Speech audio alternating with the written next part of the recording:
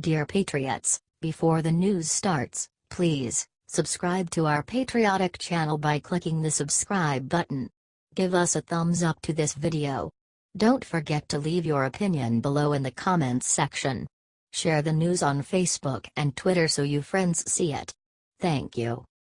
Bruce Springsteen reveals why he refuses to write an anti-Trump diatribe. Liberals are pissed. More and more Hollywood celebrities are coming out and saying disgusting and disrespectful things about our president. But famous singer, songwriter Bruce Springsteen is not going to say anything disrespectful towards our president. His reason why is amazing.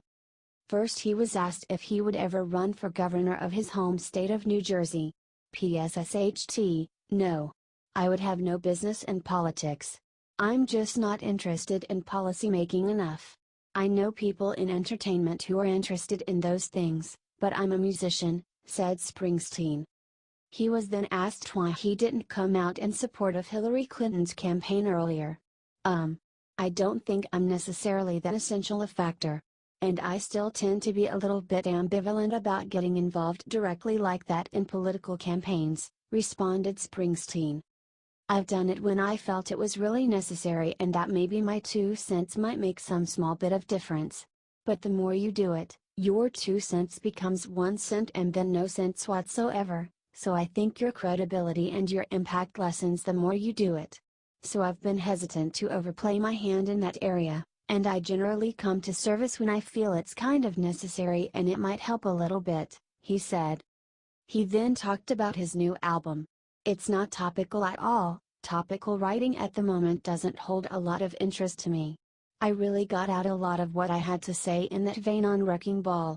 I'm not driven to write any anti-Trump diatribe, that doesn't feel necessary at the moment, he said.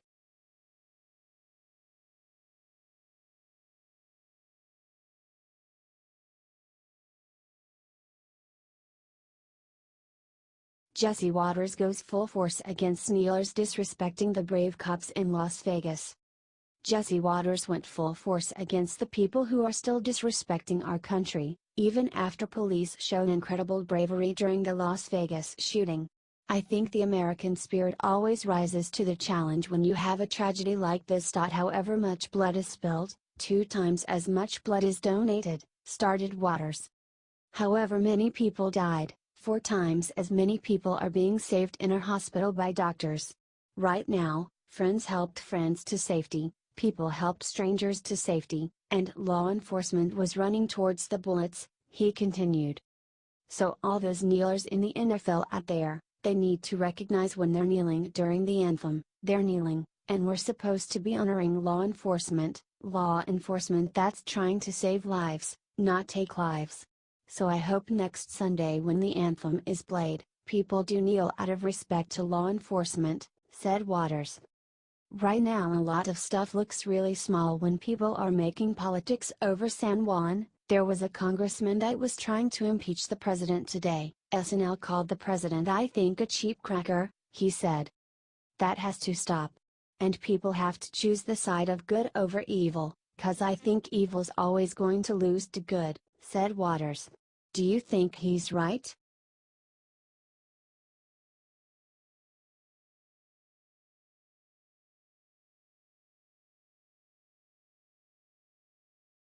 All men, all white. Michelle Obama says what we need to get rid of in order to solve all our problems. Michelle Obama spoke at the Pennsylvania Conference for Women and said some pretty disgusting things about white men. She blamed them for nearly all of society's problems. I've done a lot of conversations over the past several months, and a lot of questions I get from X organization or X industry is, we are working on diversity. What do you recommend we do? And the first thing I recommend is that you make sure that the problem-solving table is diverse, said Michelle. But of course, like all liberals, she just means skin color diversity, not intellectual diversity. She went on to describe how she sat in Congress and felt very disappointed by seeing a lot of white men. And claimed that's where all our problems come from. On one side of the room it's literally gray and white. Literally. That's the color palette on one side of the room. On the other side of the room, there are yellows and blues and whites and greens, Physically there's a difference in color in the tone, because one side, all men, all white. On the other side, some women, some people of color, said Michelle. And wherever I was sitting, I would always have a guest in that booth, and I was always the most embarrassed at the beginning when people would see that, because I'd say, is it just me? Am I looking at how governance works? And people look down at that and go, yeah, that looks good. That looks right. We're probably getting a lot done, and we're doing it right. I look at that and I go, no wonder. No wonder we struggle. No wonder people don't trust politics. It's not, we're not even noticing what these rooms look like, she said.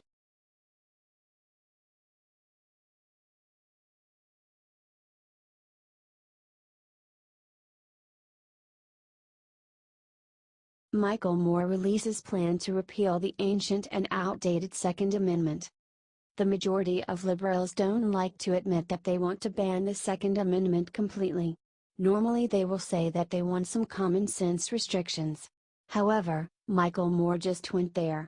He outlined a new amendment to the Constitution and insists we would get rid of the Second Amendment entirely.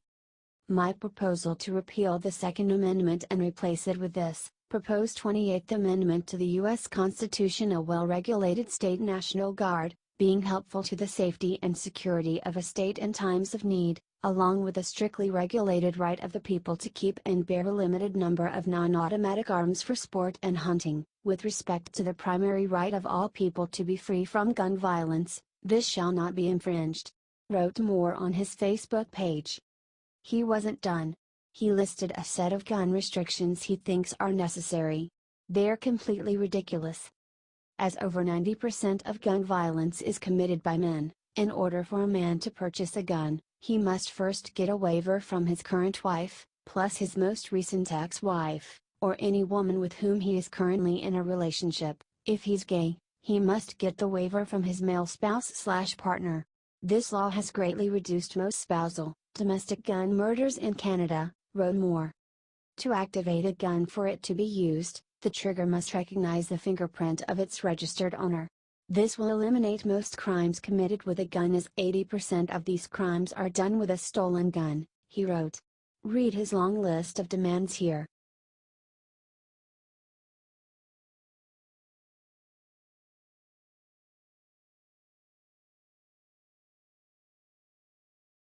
Judge Napolitano exposes the truth of why Las Vegas the shooter is not a terrorist. Liberals are pissed.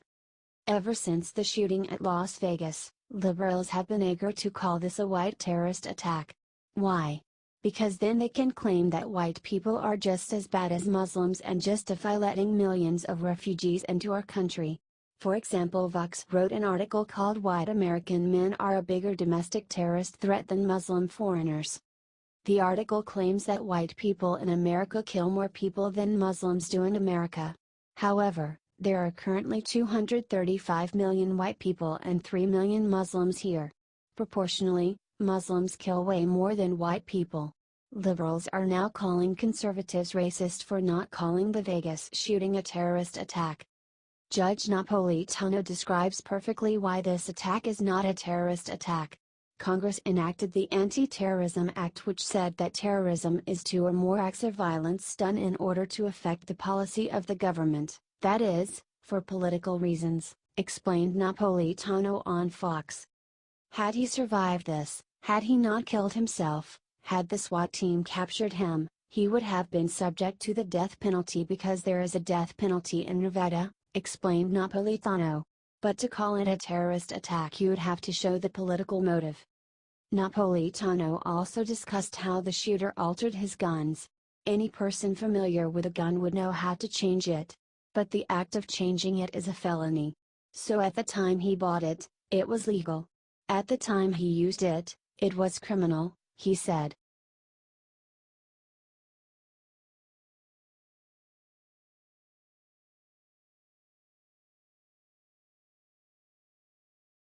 Lindsey Graham thanks illegals for bringing their children. "You'll make America a better place." Republican Lindsey Graham is doing everything he can to help out and congratulate illegals. He made a speech thanking them for coming here. So here's how this movie ends. Your dream is going to come true, said Graham. All of you are going to have certainty in your lives. You're going to get a chance to go out there and live that dream, and you'll make America a better place, he said. Graham recently introduced the DREAM Act of 2017 that would legalize over 780,000 young illegal aliens brought here by their parents. Lindsey Graham is starting to sound just like Nancy Pelosi, who also thanked illegals for being here. Our dreamers, they make America dream again, Pelosi said during a CNN town hall. They're so lovely. We, frankly, owe a debt to your parents for bringing you here to be such a brilliant part of our future. That's what America is all about, said Pelosi. We owe them? During that same town hall meeting, Pelosi pushed background checks for gun owners. But not for coming into our country. Background checks would save lives. But it isn't the complete answer. We'd have to do many other things as well. And people have to be vigilant. We don't want people reporting on each other. We respect people's, not only Second Amendment rights, but their Fourth Amendment rights, but something must have been obvious to someone about this along the way, she said.